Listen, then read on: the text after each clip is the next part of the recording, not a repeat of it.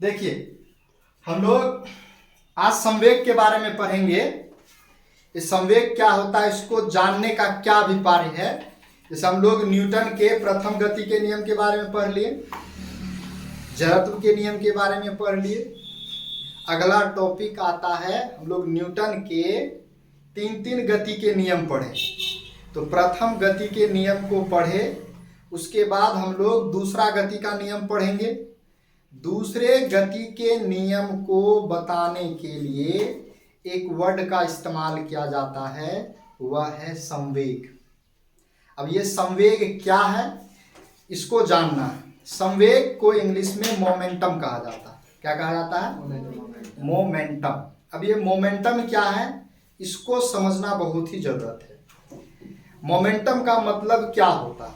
संवेग डिफिनेशन में डायरेक्टली कह दिया गया है कि संवेग यानी कि मोमेंटम क्या होता है, किसी वस्तु के द्रव्यमान और उसके वेग के गुणनफल को संवेग कहा जाता है, यानी कि मोमेंटम कहा जाता है। हम लोग अपने आसपास में बहुत सारा जो ऑब्जेक्ट देखते हैं, वस्तु जो देखते हैं, उनमें द्रव्यमान होता है। हम लोग पदार्थ यानी कि केमिस्ट्री में पढ़ते हैं कि जितने भी पदार्थ है उन सभी में कुछ न कुछ क्या होता है, द्रव्यमान होता है। तो जितने भी वस्तु है यानी कि पिंड है, उन सभी में द्रव्यमान पाया जाता है। तो अब गौर से हम लोग समझने का काम करेंगे। जैसे मान लीजिए कि यह एक 5 kg का ऑब्जेक्ट है और यह एक 10 kg का ऑब्जेक्ट है। इसको गति में लाना है, दोनों को क्या करना है, गति में लाना है। दोनों को गति में लाने के लिए क्या करना होगा, हमको बल लगाना होगा। इसमें क्या करना होगा, 5 kg का वस्तु है, इसमें कम बल लगाना होगा। ये 10 kg का वस्तु है, इसको क्या करना होगा, अधिक बल लगाएंगे, तब ये क्या करेगा, गति करने लगेगा। अगर किसी भी वस्तु में द्रव्यमान है और उसको गति में जो हम लोग ला रहे हैं, तो उसमें क्या हो रहा है, बल अलग अलग प्रकार का लग रहा है। किसी में बल अधिक लग रहा है, किसी में कम बल लग रहा है। तो वस्तु में क्या आ रहा है, वेग आ रहा है। वेग का मतलब क्या हो जाता है, वो गति करने लगता है। तो इस वस्तु को गति में लाने के लिए कम बल लगाना पड़ता है और इस वस्तु को वेग में लाने के लिए क्या करना पड़ता है, अधिक बल लाना यानी कि लगाना पड़ता है। तो यहाँ से हम लोग क्या देख सकते हैं कि किसी भी वस्तु, जो कोई भी वस्तु है, उसमें वेग हो भी सकता है, नहीं भी हो सकता है। लेकिन प्रत्येक ऑब्जेक्ट जो है, उन सभी ऑब्जेक्ट में क्या होगा, मास होगा ही होगा, यानी कि द्रव्यमान होगा। ऐसा कोई भी ऑब्जेक्ट नहीं है जिसका द्रव्यमान नहीं होता। लेकिन वेग हो भी सकता है, नहीं भी हो सकता है। विराम में अगर वेग नहीं है, जिसका क्या मतलब है, वस्तु विराम में है। चलिए, अब हम लोग एक चीज समझने का काम करेंगे। मान लीजिए कि यह एक छोटा सा गुल्ली है, ठीक, और एक 5 kg का वस्तु है, ठीक। दोनों को हम लोग एक वेग से फेंकेंगे। एक वेग से क्या करेंगे, फेंकेंगे। तो क्या होगा, मान लीजिए कि ये एक गुल्ली के साइज का वस्तु है, इसके सामने एक वस्तु आ जाएगा, है ना। एक स्पीड से फेंकेंगे, यानी कि थोड़ा सा ज्यादा स्पीड से बढ़ा करके। तो बताइए क्या होगा, ज्यादा से ज्यादा एक छोटा सा गुल्ली टाइप का, है ना, कंचा जिसको बोलते हैं, उसको फेंकेंगे किसी स्पीड, बहुत ही फास्ट स्पीड से। तो ज्यादा से ज्यादा क्या होगा, चोट लगेगा और कुछ होगा क्या, कुछ नहीं होगा। लेकिन उसके बाद हम लोग अगर उसी वेग से, उसी स्पीड से अगर हम लोग 10 kg का वस्तु को फेंकेंगे किसी व्यक्ति पर, तो क्या होगा, व्यक्ति है ना घायल हो जाएगा, है ना, चोट लग जाएगा, दुर्घटना हो जाएगा। मान लीजिए कि एक साइकिल 20 किलोमीटर प्रति घंटा की स्पीड से आ रही है और एक ट्रक 20 किलोमीटर प्रति घंटा की स्पीड से आ रही है। दोनों का वेग क्या, एक ही जैसा, लेकिन दोनों का द्रव्यमान क्या अलग अलग है या नहीं। तो दोनों एक व्यक्ति से आके टकरा गया, क्या होगा? साइकिल से टकराएगा तो क्या होगा? गिर उड़ जाएगा, दोनों लोग घर उड़ जाएगा, यही ना होगा। लेकिन जो ट्रक से टकराएगा, वही ट्रक से टकराएगा, ट्रक तो चलता ही रह जाएगा, लेकिन आदमी कहाँ चले जाएगा? यानी कि घायल हो जाएगा, एक्सीडेंट हो जाएगा, इधर उधर चले जाएगा।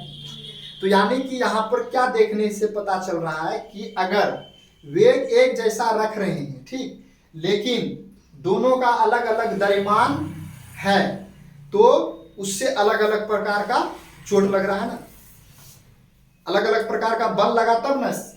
ये छोटा वस्तु था, साइकिल था, उससे कम बल लगा, तो इसीलिए वस्तु क्या हो गया, यानी कि आदमी जो था वहीं पे खड़ा रह गया, चोट उठ लगा होगा। लेकिन उसके तुलना में अगर कोई भी बहुत ज्यादा वजन का वस्तु ले लिए और वो किसी व्यक्ति से टकरा जाता है, तो वो क्या होगा? ज्यादा चोट लगेगा उस व्यक्ति को, यानी कि घायल होगा ज्यादा मात्रा में। तो यहाँ से क्या सीख मिल रहा है कि जिस वस्तु का द्रव्यमान अधिक होता है उसमें बल बहुत ही ज्यादा होता है, या उसको हिलाने के लिए, गति में लाने के लिए क्या करना होगा? बहुत ही ज्यादा बल लगाना होगा। और जो छोटा वस्तु होता है, उस छोटा वस्तु को वेग में लाने के लिए क्या करना होगा? कम बल लगेगा, या उसको रोकने के लिए क्या लगेगा? कम बल लगेगा। तो द्रव्यमान के अनुसार हम लोग यहाँ पर दो चीज देखें, छोटा वस्तु में कम बल है और बड़ा वस्तु में क्या है? ज्यादा या अधिक बल। ये द्रव्यमान के केस में देखें। अब हम लोग क्या करते हैं, देखिए, दोनों सेम साइज का वस्तु ले लिया, एक का वेग है 100 मीटर प्रति सेकंड और दूसरे का वेग है 10 मीटर प्रति सेकंड। ये मान लीजिए कंचा ही है, यानी कि गुल्ली है, ये भी कंचा ही, दोनों का मास m है, द्रव्यमान एक ही जैसा, ठीक, यानी कि ये भी कंचा, ये भी कंचा है, ठीक। तो दोनों का मास तो क्या होगा? कंचा, यानी गुल्ली जो खेले हैं बचपन में, नहीं खेले हैं, वही उसी कंचा बोलते, ठीक। अभी भी खेलते हैं, यानी 10 क्लास में आ गए, 9 क्लास में भी गुल्ली गुल्ली खेलते है ना। हाँ, खेलना चाहिए, खेलते, ऐसा नहीं कि दिन भर खेल रहे हैं उसी में लग गए।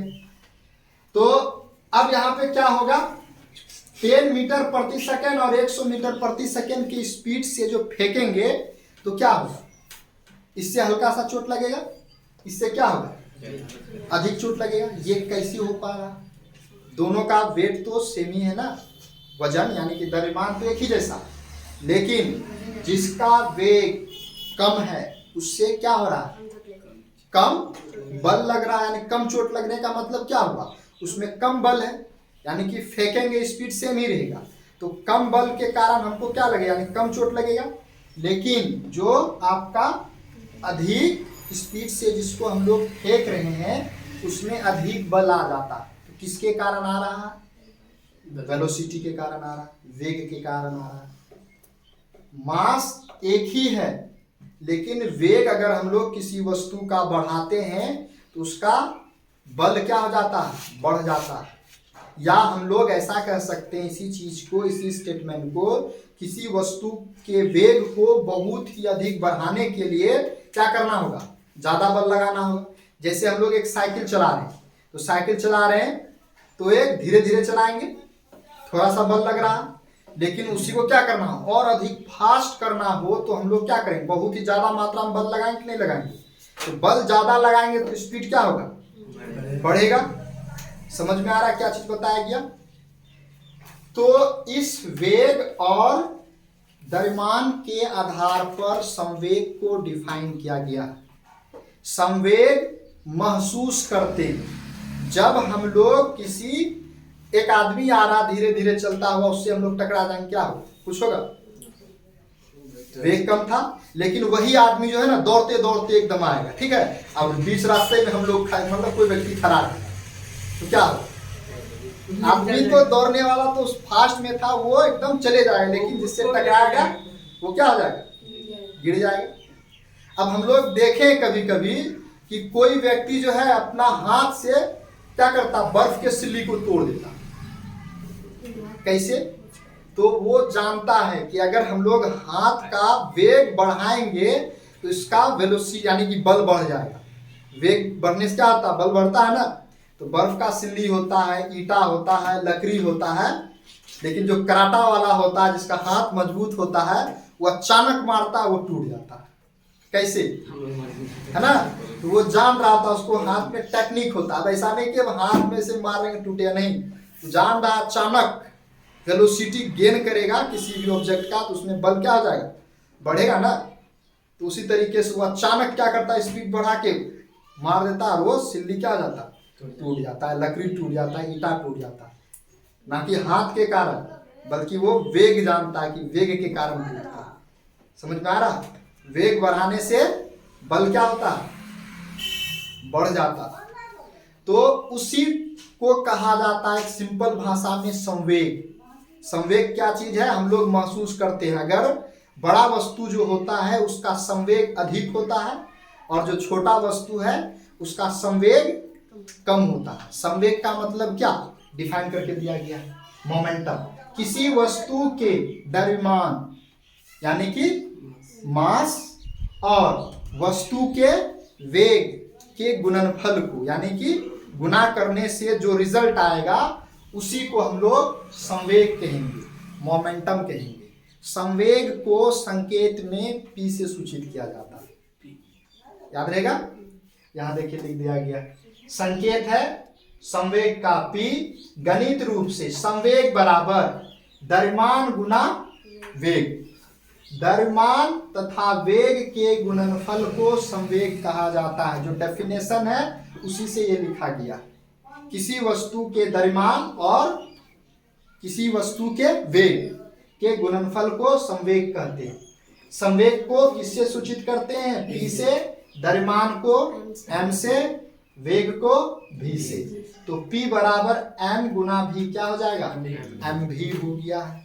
यानी कि आज से आप लोगों को पता होना चाहिए P यानी कि संवेग, मोमेंटम बराबर एम भी, मास इनटू वेलोसिटी। संवेग उसी पर निर्भर करता है। किसी वस्तु का संवेग अधिक है इसका मतलब उसका द्रव्यमान अधिक है या नहीं तो वेग अधिक है। समझ में आ रहा। हाँ, लेकिन जब भी ऐसा हम लोग अधिक या कम बोलेंगे तो तुलना करने के लिए दो वस्तु अवश्य होगा। तुलना दो वस्तुओं के बीच में किया जाता है, एक में तुलना कभी नहीं किया जाता। एक व्यक्ति को खड़ा कर देंगे, इसके बारे में हम कुछ अच्छा मतलब बता ही नहीं सकते। बताने के लिए, तुलना करने के लिए क्या करना होगा, दो के बीच में तुलना करना होगा ना। इसीलिए जब भी तुलना करेंगे कि किसी वस्तु का P अधिक है तो वो किसी ऑब्जेक्ट के तुलना में। यहाँ पर P क्या चीज है, संवेग है, M क्या चीज है, द्रव्यमान है, और V क्या चीज है, वेग। अब हम लोग इस राशि, चूंकि संवेग क्या कर रहा है, गणित यानी कि फिजिकल सिस्टम में या हमारे पर्यावरण में, है ना, एक प्रकृति के नियम को बता रहा है, इसीलिए यह एक राशि है। संवेग क्या है, एक राशि है और प्रत्येक राशि का SI मात्रक होता है। SI मात्रक क्या होता है हम लोग पढ़े हुए हैं। SI मात्रक निकाला जाए, ये तो डायरेक्ट यहाँ पर लिख दिया गया है, लेकिन हम लोग अभी निकाल करके सीख लेंगे और हमेशा वो याद रहेगा। अगर निकालने के लिए किसी विद्यार्थी को आता है तो वो बड़े आराम से कभी भी निकाल सकता, भूलेगा ही नहीं। हाँ, लेकिन पता होना चाहिए, बेसिक नॉलेज उसको थोड़ा सा। P का हम लोगों को क्या निकालना चाहिए, SI मात्रक। तो देखिए M का SI मात्रक क्या होता है, M यानी कि क्या है, मास। मास यानी कि द्रव्यमान का SI मात्रक हम लोग पढ़े हैं, क्या होता है, kg होता है। और गुना क्या है, V का SI मात्रक यानी कि वेलोसिटी का SI मात्रक क्या होता है, मीटर प्रति सेकेंड। मीटर प्रति सेकेंड को हम लोग ऐसे भी लिखते हैं या ऐसे भी लिखते हैं, मीटर प्रति सेकेंड, दोनों एक ही चीज है।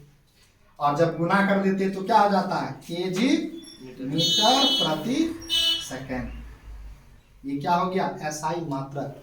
तो इस तरीके से आसानी से आप लोग निकाल करके याद कर सकते हैं। याद नहीं भी है तब भी बताया जा सकता है ना, क्योंकि उसको बेसिक चीज पता होगा तो बड़े आराम से बता देगा। तो आज से आपको याद रखना है कि संवेग यानी कि मोमेंटम का SI मात्रक क्या होता है, kg मीटर प्रति सेकेंड। तो कहीं पर ऐसा भी लिखा हो सकता है, कहीं पर ऐसा भी लिखा हो सकता है। अब दूसरा होता है CGS मात्रक। CGS मात्रक में किसी भी वस्तु को हम लोग ग्राम में मापते हैं। किसी भी वस्तु का द्रव्यमान को जो मापते हैं किसमें, ग्राम में। और कोई जो दूरी होता है, दूरी को हम लोग सेंटीमीटर में मापते हैं और टाइम को उसी सेकंड में ही मापा जाता है। इसीलिए बन गया है ग्राम सेंटीमीटर पर सेकंड। समझ में आ रहा? अब देखिए आगे बताया गया यह एक सदिश राशि है। यह एक सदिश राशि कैसे हो सकता है? संवेग सदिश राशि कहा गया है। तो सदिश राशि का क्या मतलब होता है? हम लोग पढ़े हैं सदिश राशि के बारे में। सदिश राशि क्या होता है?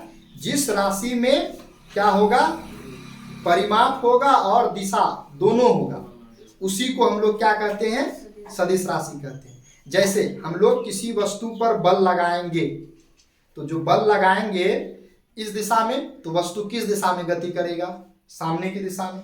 मान लीजिए कोई वस्तु है यहाँ पर, इसको हम लोग इधर से धक्का मार रहे हैं, वस्तु किधर करेगा, इधर ही ना जाएगा कि वस्तु भाग के इधर आ जाए या वस्तु भाग के इधर का आ जाए, ऐसा होगा। यानी कि बल का मात्रा, जितना बल लगाएंगे वो परिमाण कहलाता है। और जिस दिशा में गति कर रहा, पूर्व पश्चिम उत्तर दक्षिण, तो जिस भी दिशा में गति कर रहा तो वो क्या हो जाएगा, दिशा हो जाएगा। और जो बल हम लोग लगाएंगे वो परिमाण हो जाएगा। तो बल एक राशि है जिसके पास क्या होता है, परिमाण और दिशा दोनों होता है। ठीक उसी तरीके से संवेग जो है वह भी एक सदिश राशि होता है, क्योंकि इस पे भी तो बल लगाते हैं ना। या किसी वस्तु को हम लोग फेंकेंगे जिस दिशा में, वो उसी दिशा में गति करेगा या दूसरे दिशा में गति करेगा। फेंकेंगे इस दिशा में तो इसी दिशा में गति करेगा। समझ में आ रहा? यानी कि जिस दिशा में वस्तु वेग यानी कि वेलोसिटी कर रहा है, गति कर रहा है, तो वो उसका दिशा है। वेग एक सदिश राशि है और इसमें वेग है। तो वेग यानी कि किसी भी सदिश राशि को किसी भी राशि से गुना करेंगे तो सदिश राशि ही प्राप्त होता है हम लोगों को, इसलिए लिख दिया गया यह एक सदिश राशि। लेकिन जैसे हम लोग दूरी के बारे में जानते हैं, दूरी एक सदिश राशि नहीं। क्यों नहीं है? क्योंकि दूरी जो हम लोग मापेंगे किसी भी चीज का, तो क्या होगा, किसी भी दिशा से माप सकते हैं। यहां से ऐसे माप लेंगे, मान लीजिए वस्तु है, इसको ऐसे रख देंगे, इसका दूरी 2 मीटर है मान लीजिए, तो ऐसे मापेंगे 2 ही मीटर का होगा। मान लीजिए छड़ है, इसको हम लोग ऐसे रख देंगे, लंबाई बदल जाएगा। ऐसे रख देंगे, लंबाई बदलेगा। ऐसे रख देंगे, लंबाई बदलेगा। किसी भी दिशा में हम लोग माप सकते हैं। दिशा पर यह दूरी निर्भर नहीं करता है। दूरी को मापने में यह कतई नहीं कहा जाएगा कि आप इस दिशा से मापिए, कहीं से भी माप सकते हैं, किसी भी दिशा में माप सकते हैं। ठीक उसी तरीके से बिजली, विद्युत, वह भी एक अदिश राशि। क्या चीज है? क्यों? क्योंकि उसमें दिशा नहीं होता। ऐसा है कि हम लोग बटन टिपते हैं इधर तो केवल इसी दिशा में विद्युत जाता है।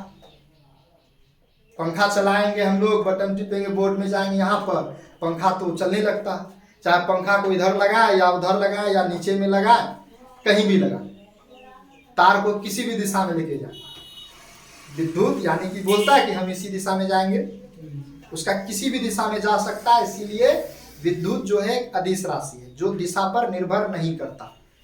तो ये जो संवेग है एक सदिश राशि है क्योंकि यह दिशा पर निर्भर करता है। आगे बताया गया यदि वस्तु का भी 0 है।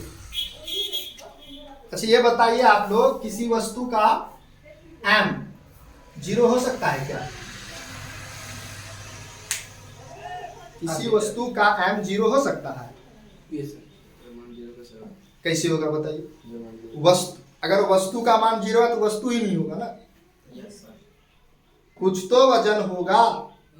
यानी कि वस्तु यानी कि मास, वस्तु का जो मास होगा वो कभी भी 0 नहीं हो सकता। m का मान 0 नहीं होगा, लेकिन वस्तु का जो है वेग क्या हो सकता है? 0 होगा। समझ में आ रहा? क्योंकि वेग 0 है का मतलब क्या, वस्तु विराम में है। अगर किसी वस्तु का वेग 0 है तो p का मान क्या होगा? संवेग का मान, ये पूछा जा सकता है। यदि किसी वस्तु का वेग 0 है तो संवेग बराबर 0। कैसे? तो v का मान क्या है? 0।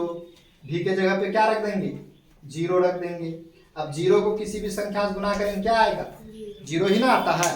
तो p का मान आपका क्या हो जाएगा, 0 हो जाएगा। आगे बताया गया अधिक गतिमान वस्तु का p अधिक होता है। मान लीजिए कि किसी वस्तु का गति जो है बहुत ही फास्ट है, जैसे कि हम लोग बंदूक से जो गोली है ना छोड़ते हैं गन से, तो वो गोली यानी कि गन से जो निकलता है वो क्या करता है, सामने वाला व्यक्ति को घायल कर देता है या मार ही देता है। क्यों? क्योंकि उसमें है तो बहुत छोटा ही, लेकिन गति बहुत अधिक होने के कारण वो व्यक्ति पर आघात पहुंचा देता है। उसी तरीके से अधिक द्रव्यमान वाले वस्तु का p अधिक होगा। द्रव्यमान क्या है, अधिक है, तो p क्या होगा, अधिक होगा। हम लोग इसका एक एक एग्जांपल लेके भी देखेंगे। आगे बताया गया है कि p जो है निर्भर करता है, यानी कि संवेग जो है किस किस कारक पर निर्भर करता है। क्या संवेग तापमान पर निर्भर करेगा? तापमान मतलब गर्मी में बंदूक छोड़ेंगे व्यक्ति को लगेगा ही नहीं, ठंडा में गोली चलाएंगे व्यक्ति को लगेगा ही नहीं। ऐसा हो सकता है क्या? यानी कि संवेग जो है ताप पर निर्भर नहीं करता, लेकिन निर्भर करता है किस पर, द्रव्यमान पर। यानी कि वस्तु का द्रव्यमान बढ़ाएंगे तो संवेग क्या होता जाएगा, बढ़ता जाएगा बढ़ता जाएगा। उसी तरीके से वेग को बढ़ाएंगे तो क्या होगा, वेग भी यानी संवेग भी बढ़ता जाएगा। अगर घटाएंगे तो संवेग भी घटता जाएगा। आगे बताया गया संवेग सदैव पॉजिटिव या 0 होता है। संवेग कभी भी नेगेटिव नहीं होगा। क्यों नहीं होगा? क्योंकि देखिए हम लोग फॉर्मूला पढ़े हुए हैं संवेग का, ये p बराबर क्या होता है, m होता है और गुना v होता है। तो m का यानी कि वजन है, द्रव्यमान है, तो किसी भी वस्तु का द्रव्यमान क्या होगा, पॉजिटिव ही ना होगा। 1 2 3 4 5 किसी भी वस्तु का द्रव्यमान जो बताते हैं 1 kg बताते हैं, 2 kg बताते हैं, 3 kg बताते हैं, कभी बताते हैं -5 kg है, -8 kg है, ऐसा बता है? नहीं बता है। यानी कि यह पॉजिटिव है, m का मान पॉजिटिव। उसी तरीके से गुना v का मान क्या होगा, पॉजिटिव ही ना। अगर किसी वस्तु का वेग नहीं तो वस्तु क्या होगा, विराम में होगा। लेकिन अगर वो गति कर रहा है तो गति करेगा 1 2 3 4 इस तरीके से, तो ये भी क्या होगा, पॉजिटिव में। अब देखिए पॉजिटिव संख्या गुना पॉजिटिव संख्या करेंगे तो क्या आएगा रिजल्ट, पॉजिटिव ही ना होगा। प्लस गुना प्लस गणित के नियम से पॉजिटिव हो जाता है। इसीलिए बताया गया है कि p का मान सदैव पॉजिटिव होगा। फिर 0 कैसे हो गया? तो मास का मान तो कभी भी 0 होता है, नहीं होता है, लेकिन इस वेलोसिटी का मान तो 0 हो सकता है कि नहीं हो सकता? तो वेलोसिटी का मान जब 0 रखेंगे, 0 गुना m करेंगे क्या आ जाएगा, 0 आ जाएगा, इसीलिए लिख दिया गया 0। आगे बताया गया है कि p जो है m के समानुपाती है। समानुपाती इस चिन्ह को कहा जाता है। समानुपाती को इंग्लिश में प्रोपोर्शनल बोला जाता है। क्या बोला जाता है? प्रोपोर्शनल। समानुपाती क्या चीज होता है, देखिए ये देखिए हम लोग एक वस्तु लिए जिसका द्रव्यमान जो है 1 kg है और उस वस्तु का वेग जो है 1 मीटर प्रति सेकेंड। एक वस्तु लिए कितना केजी का, 1 kg का, और वो गति कर रहा 1 मीटर प्रति सेकेंड की स्पीड से। तो दोनों को गुना करेंगे कितना आ जाएगा, 1 गुना 1 kg मीटर प्रति सेकेंड आ जाएगा। समझ में आ रहा है? मान लीजिए इसका द्रव्यमान को बढ़ा दिए, वस्तु का द्रव्यमान को बढ़ा दिए तो संवेग कितना हो जाएगा, दोहरा। वस्तु के द्रव्यमान को बढ़ाएं, संवेग क्या हो गया, बढ़ गया कि नहीं बढ़ा। इसी वर्ड को इस तरीके से लिखा जाता है, जो बोले वस्तु के मास को यानी कि द्रव्यमान को बढ़ाएंगे तो संवेग भी बढ़ जाएगा। यही स्टेटमेंट को इस तरीके से लिखा जाता है, P यानी कि संवेग समानुपाती होता है m के। हिंदी में लिखेंगे तो ऐसे ही लिखेंगे, संवेग समानुपाती होता है द्रव्यमान। इसका मतलब यही हुआ कि द्रव्यमान को बढ़ाएंगे तो संवेग बढ़ेगा और द्रव्यमान को घटाएंगे तो संवेग क्या होगा, घटेगा। ठीक उसी तरीके से इसको 1 ही रहने दिया जाए। संवेग यानी वेग को बढ़ा देते हैं, 5 मीटर प्रति सेकंड कर देंगे। अगर वस्तु के वेग को 5 मीटर प्रति सेकंड कर दिया जाएगा तो संवेग कितना आ जाएगा, क्या आ रहा है, ये भी बढ़ रहा। इसलिए कहा गया है कि किसी वस्तु का जो संवेग होगा वो वेग के समानुपाती होगा। और ये जो चिन्ह है जस्ट इसी प्रकार का चिन्ह, एकदम जस्ट इस प्रकार का, यानी कि ऐसा चिन्ह होता है, इस तरीके का।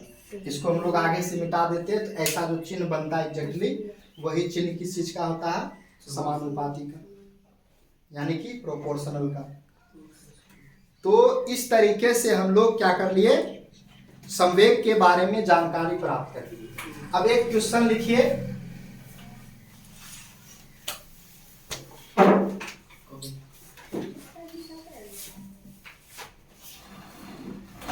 यदि किसी वस्तु का द्रव्यमान 10 kg है और वह 8 किलोमीटर प्रति सेकंड के वेग से गति कर रहा है तो संवेग ज्ञात करें। तो ये सवाल है और सवाल को पढ़ेंगे बढ़िया से। तो सवाल में द्रव्यमान दिया है तो हम लोग बनाएंगे, उत्तर में लिखेंगे। दिया हुआ है आपका उत्तर में क्या चीज दिया हुआ है, m का मान, द्रव्यमान 10 kg और वेग दे दिया गया है वस्तु का v 8 किलोमीटर प्रति सेकंड। सवाल में आपसे पूछा क्या चीज है, P बराबर वाट यानी कि संवेग। द्रव्यमान दिया है और वेग दे दिया है। आपसे पूछा संवेग क्या होगा, संवेग ज्ञात करें। संवेग को P से सूचित करते हैं, इसलिए P बराबर क्या लिख दिया गया, वाट लिख दिया गया। अब आगे हम लोग क्या करेंगे, फॉर्मूला जानते हैं हम लोग संवेग का, लिखेंगे चूंकि P बराबर m गुना v, इसलिए P बराबर m का मान कितना है 10 kg इंटू v का मान 8 किलोमीटर प्रति सेकंड। दोनों को गुना कर देंगे कितना हो जाएगा 80 kg किलोमीटर प्रति सेकंड।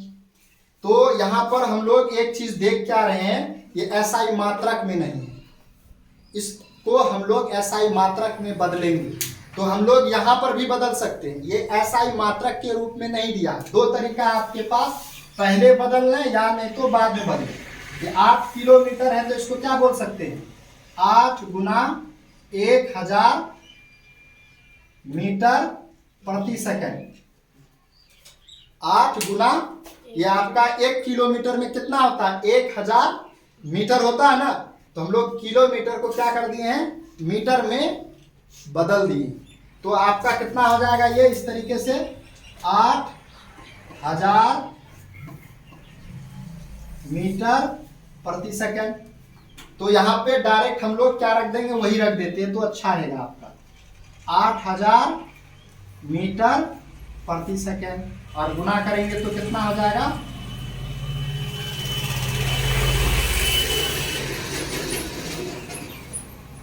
केजी मीटर प्रति सेकेंड, ये पी का मान निकल गया।